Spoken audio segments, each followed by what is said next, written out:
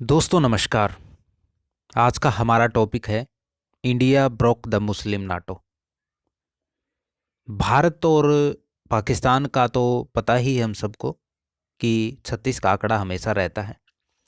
लेकिन भारत के लिए एक चिंता का विषय बीच में आ गया था और वो ये था कि पाकिस्तान, तुर्की और सऊदी अरब, ये तीनों ने ही डिफेंस डील कर ली थी। डिफेंस डील का मतलब ये होता है कि अगर इन तीनों में से किसी भी देश पर कोई भी हमला करता है तो ये तीनों देश मिलकर उस पर हमला करेंगे। बस यही चिंता भारत को सता रही थी। लेकिन कभी कभी मैं सोचता हूं कि भारत वाकई में विश्व गुरु है, और वो मैं इस वीडियो में आपको बताने वाला हूं। देखिए, भारत ने तोड़ तो पहले ही निकाल रखे हैं। पाकिस्तान का तोड़ अफगानिस्तान है, और तुर्की का तोड़ आपने पीछे देखा था ना, नरेंद्र मोदी जी ग्रीस और साइप्रस के दौरे पर गए थे। बस तुर्की का तोड़ वही है। और सऊदी अरब का तोड़ अभी यूएई है, और इजराइल भी है। इजराइल को भी कम मत आंकना। इजराइल भी नहीं चाहता कि मुस्लिम नाटो बने। और मैं इसमें कई सवाल और आपके सामने छोड़े जा रहा हूं। मान लीजिए तुर्की, पाकिस्तान और सऊदी अरब का ये जो डिफेंस डील है वो हो जाती है, और पाकिस्तान फिर से ये हिम्मत करता है कि वो भारत पर टेररिस्ट अटैक करे, और वो कर भी देता है। तो भारत अगर रिटेलिएट करता है और ये तीनों देश भारत पर रिटेलिएट करते हैं, तो नाटो का सदस्य तुर्की है, क्या ये नाटो पर भी हमला माना जाएगा? देखिए, सवाल तो है, और सवाल में लॉजिक भी है। क्योंकि असल जो नाटो है ना, उसका आर्टिकल 5 जो कहता है, अगर कोई देश इन 32 देशों पर या 32 देशों में से किसी एक पर भी हमला करता है तो वो पूरे 32 देशों पर हमला माना जाएगा। तो सवाल तो जायज है। अगर तुर्की, पाकिस्तान और सऊदी अरब, इनका अलायंस होता है और भारत इनको रिटेलिएट करता है जवाब में, तो क्या ये नाटो पर भी हमला माना जाएगा? उसके बाद भारत इसका तोड़ क्या निकालेगा?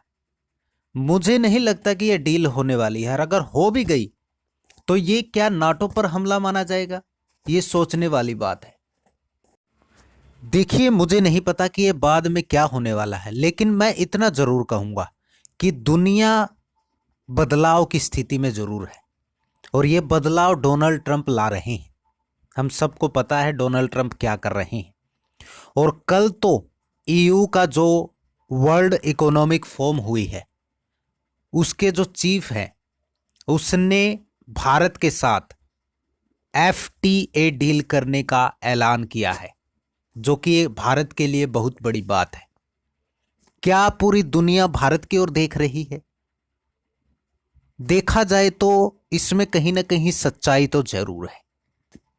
क्योंकि ईयू यानी कि यूरोपियन यूनियन को, मुझे लगता है कि अमेरिका पर अब भरोसा नहीं रहा है, जब से उसने ग्रीनलैंड की बात की है।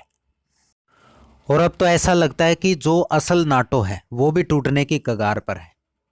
लेकिन हम इस वीडियो में इस टॉपिक पर वापस आते हैं।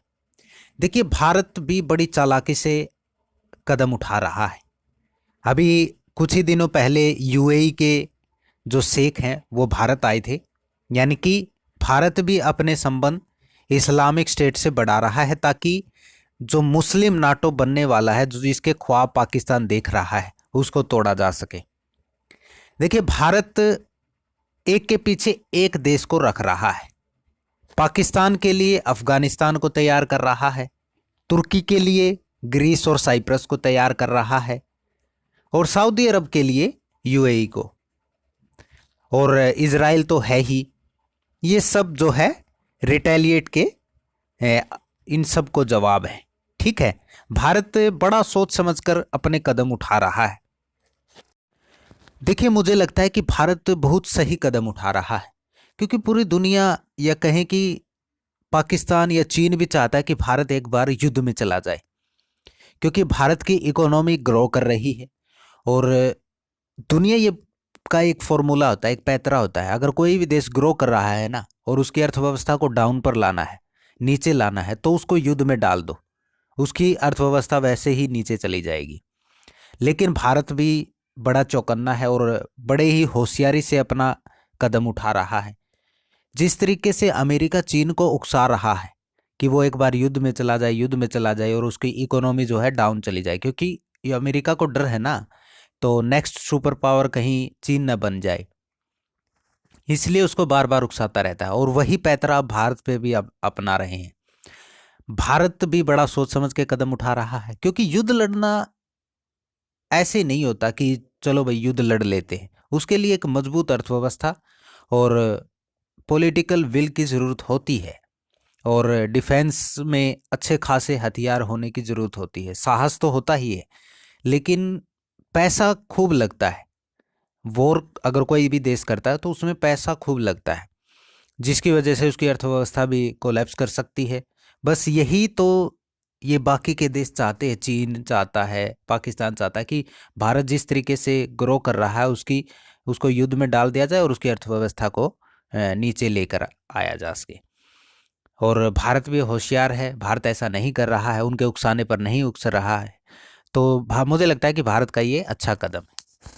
तो ये तो था एक कि भारत को उकसाने की कोशिश की जा रही है, लेकिन एक वाजिब सवाल ये भी है कि मान लीजिए अगर मुस्लिम नाटो बन जाता है तो भारत के लिए क्या ऑप्शन होगा, भारत के लिए कौन सा देश खड़ा होगा, भारत इसके लिए क्या करने वाला है।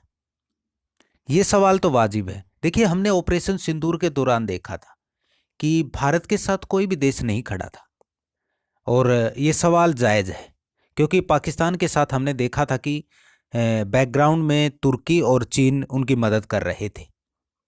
ठीक है, तुर्की ड्रोन दे रहा था और चीन जो है उसको सैटेलाइट से इमेजेस प्रोवाइड करवा रहा था। तो ये दो देश तो उस समय भी पाकिस्तान के साथ खड़े थे, लेकिन भारत के साथ कौन खड़ा था, ये चिंता का विषय तो है ही। और ये एक एग्जाम्पल था कि भारत को युद्ध में डालने की कोशिश की जा रही है। क्या भारत की स्ट्रेटेजी यही है कि इसलिए हम चुप हैं कि अभी हम युद्ध नहीं लड़ेंगे, हमारी इकोनॉमी अच्छे से ग्रो कर रही है, हम उस पर ध्यान देंगे, इसलिए जो देश जो बोल रहा है उसको बोलने दीजिए, हम युद्ध नहीं लड़ेंगे अभी? क्या यही स्ट्रेटजी है भारत की? आप लोगों को क्या लगता है, कमेंट करके ज़रूर बताना। और हाँ, चैनल को सब्सक्राइब करना और वीडियो को लाइक करना। धन्यवाद।